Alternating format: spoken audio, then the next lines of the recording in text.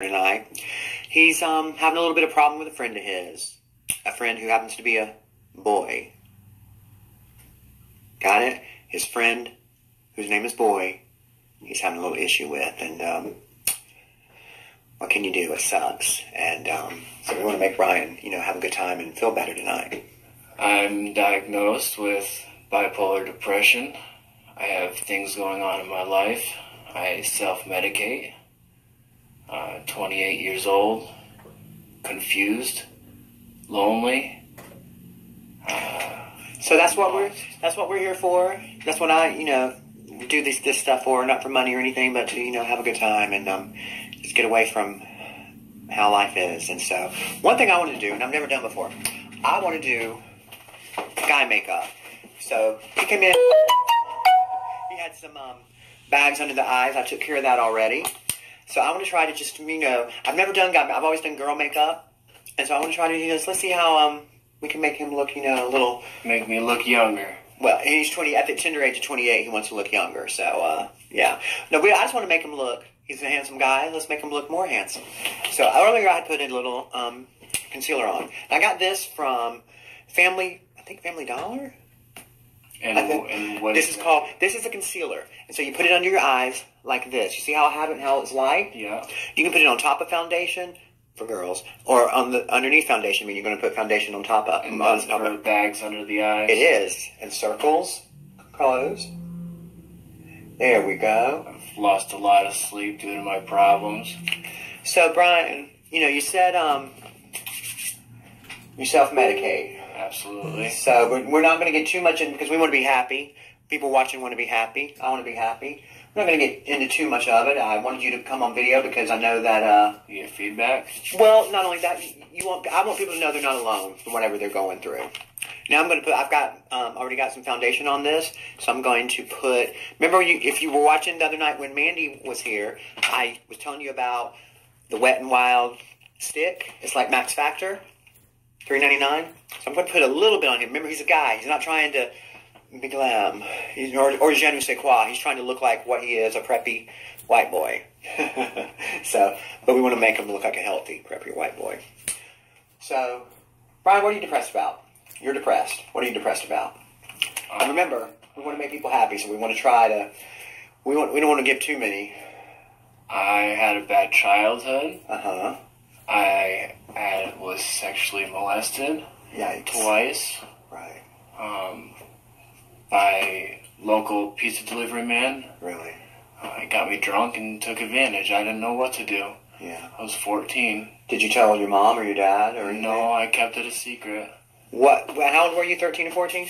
I want to know. Why did you keep it a secret? Because if you stick your tongue out, I'm going to go on Facebook and tell. If you need me, I'm going to go on Facebook and tell everybody. What? And obviously, nothing like that ever happened to me when I was that age.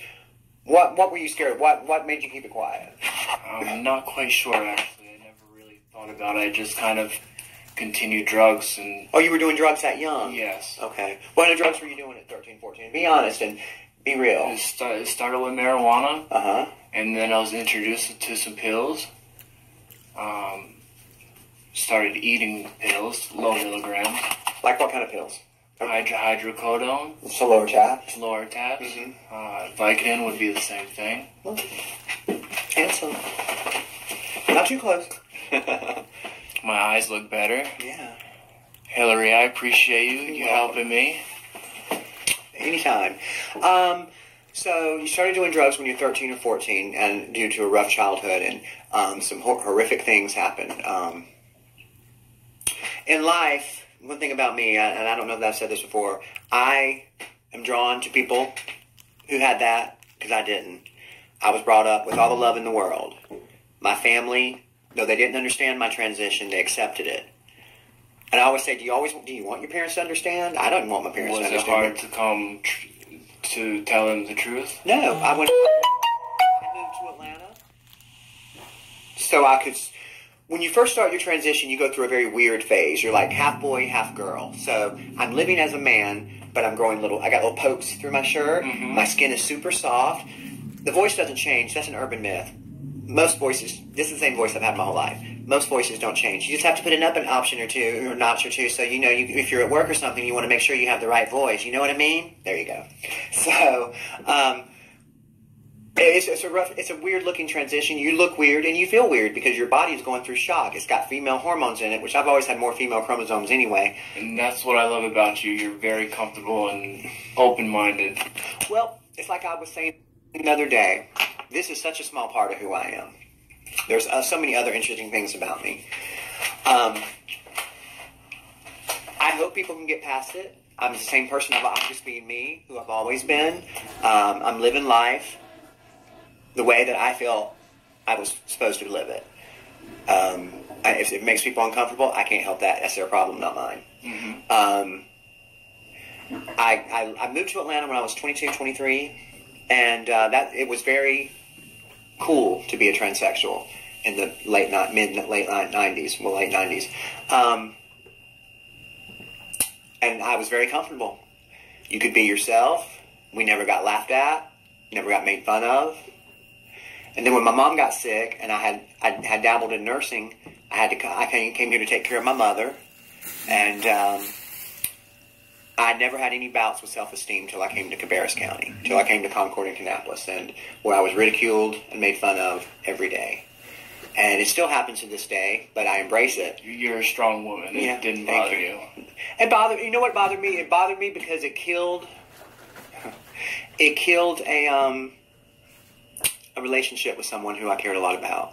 And that person was ashamed of me, and that's why I have a lot of animosity towards Cabarrus County, because that's the person I really did and do love, and they gave him a hard time about me. And, sorry about that. And I have some part in it because I couldn't shut up about it. I was just so happy to be with him. I kept talking about us. And I got a question for you. Yes. Before you made the transition, and you knew you wanted it, were you confused about what sexual? You know what? Yeah. You were attracted to? No, I always knew it was always men. You know, I remember, being 5 years old and having pictures of Eric Estrada in my room. That's just, I've always loved men. Always loved men. And I've always loved men with a tan complexion, more tan complexion. Yeah, chips. I always loved men with more tan complexion. Hey, Leonardo, how are you? Tia, Allison, mwah. Hi, Carl, if you're still here. I went to high school with Carl. Wow. So he knew the artist formerly known as Hillary. Well, no, formerly known as Ben. No, I always, like, when I was little, like in kindergarten, girls go over here, guys go over here. Well, I went over there with the girls. And what's weird is I remember it not being a big deal. And sometimes the teacher would just let me stay. Mm-hmm. I remember wearing my sister's sweaters to school. It just wasn't a big deal. And my parents just loved me so much. I was the youngest, and I was very much, oh, thank you, Leonardo. I was very much planned for. So, anybody that's had a bad childhood, and I feel for you so much, because I didn't. And I'm not, because I've had some rough spots as an adult. And so that's how I feel. I'm a member of the Lonely Hearts Club, too. I admire you. Well, thank you. I do. Thank you. That's really nice. It's nice hearing that from someone, and some of the feedback I get, messages and stuff. It's nice hearing that from people. I really do appreciate it, and it means something to me. Thank you, everyone.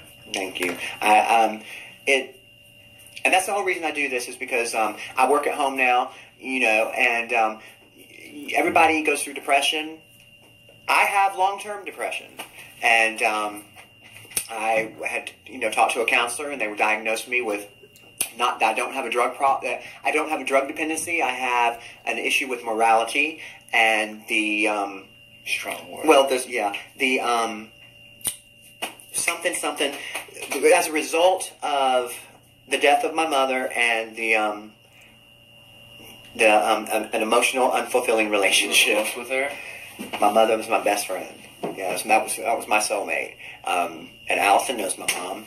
Hey, Liz. Me and my mother, we love each other, but we don't get along. And like I told you earlier, the last words that she said to me is, "I don't have a son no more." And what did I tell you after your mom? After you told me that, what did I tell you? She didn't mean it. She didn't mean it. Even our parents are only human. I know it hurts. I'm sorry. I know it hurts. But our parents, believe it or not, they're only human. and they make mistakes just like us. And I continue my mistakes, knowing what the outcome is going to be. So do I. So do I. Everybody does. And it's not till you get to a point where you want to have better things and where you want to do good. There's a difference between moderation and recreation. And what you're doing is, you're I'm doing it to myself. You're trying to kill yourself. And keeping it real. And he is. I've tried. Yeah. I've had ambulance call to me 4 times. I don't know what's keeping me alive. I'm a lucky man. Well, I say that, when saying that, I kind of hear myself sometimes because I say that too. Why am I stuck in this town? And why, when I've had some pitfalls too, why do I continue to be here? There's obviously a reason. I don't know my place. I don't know my purpose. Okay. Well, so you have to, it'll come eventually. I'm still looking for mine. I know my place is wherever I am. That's my place at that time, right? And I think there's always a place that you love. This isn't it for me. I once said, I won't die in this town, and I'll be damned if I die in Cabarrus County. But you're going to die in a place where you are happy. New York. New York. That's my dream. I'll never be able to afford New York. New Jersey, on the other hand. well, minimum wage up north is higher because the cost of living is higher as well. Mm-hmm.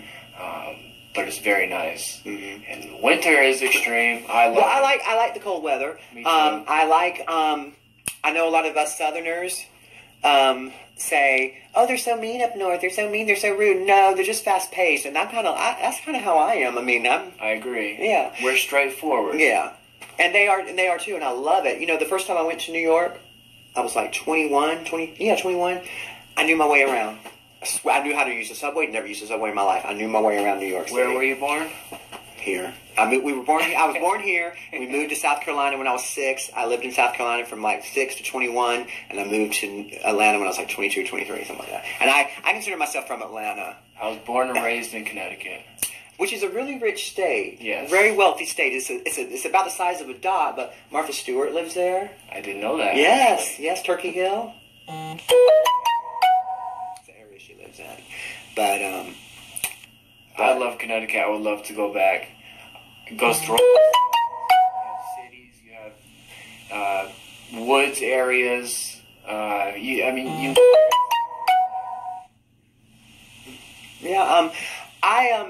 The places like that in Vermont and Maine, not really my thing, but in Jersey and New York, it's probably all those Puerto Rican guys. Yeah, absolutely. I once went on a trip with some friends to New York, and this literally happened. I said, now when we land, I'll probably disappear for a week. And literally, that's what happened. I disappeared. We went to the hotel, I went out, and I wasn't around for the next 3 days. I was away. I love New York. So we've been talking about sad stuff. I want to say, I'm sorry that it's this way. I don't feel sorry for you because you do it to yourself. I do it to myself, yeah. And I recognize my problems. I'm sorry for you. I don't feel sorry for you, but I'm sorry for you. I don't do the sympathy. Yeah, me neither. I don't do sympathy either. Didn't you and Thomas go to a modeling agency in New York? Yes, Tia, we went to Marcus Schenkenberg's modeling. The first male model, who I know very well. Not like that, I wish. But yeah. So Marcus, if you're watching, what's up, bruh? What were we saying? See, I got carried away thinking about it, man. Something good now. Yeah. Happy. So have you ever been to New York? I've drove through it. I've vacationed everywhere from Maine to Florida. Bryan, you have 4 kids? 4 children. And you're 28? 28 years old. Are they all by the same girl? No. How many moms? Just 2. My oldest is with a different female here in Concord. Is it the one you're seeing? No. So in other words, you're a slut. I agree. So you like the women? I do. Have you ever dibble-dabbled in anything besides women? I'm confused. Oh. Well, no. I'm good. No. Have you ever messed around with a man? I thought about it. I thought about it. So you're going through. Okay. Well, okay. First of all, before there's any, we met years ago at Mountain's house. Do you guys remember Mountain? He's here in the Concord area, and that's the house you would go to enjoy your habits. That's a good way of pointing it. And I actually lived there for like a month, so I really enjoyed my habit. But that habit, whenever something has gone from recreation to doing it every day, is when I back out. So, but where is Mountain nowadays? He was indicted.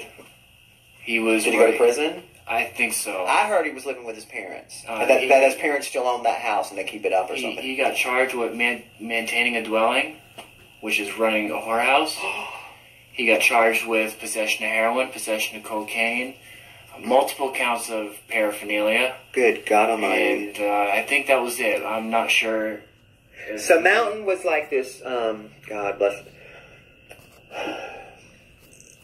a caricature of a hippie. Yes. The long hair, it was gray, Harley Davidson type clothes, very, very soft-spoken, sweet when he wanted to be, very big heart. Would take you in. Loved his neon lights. And the filthiest house I'd ever been in my life. Oh my goodness. You see those things on TV, hoarding?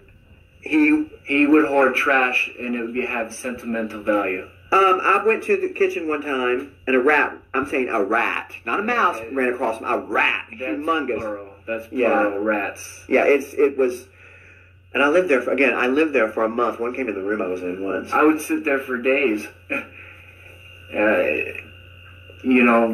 enjoying myself. And were you really enjoying yourself though? Let's keep it real. Were you really enjoying yourself? I wasn't. No, I was forgetting my problems. I can't believe that this is me right now. That's what I was thinking. You've came a long way. Well, you know what?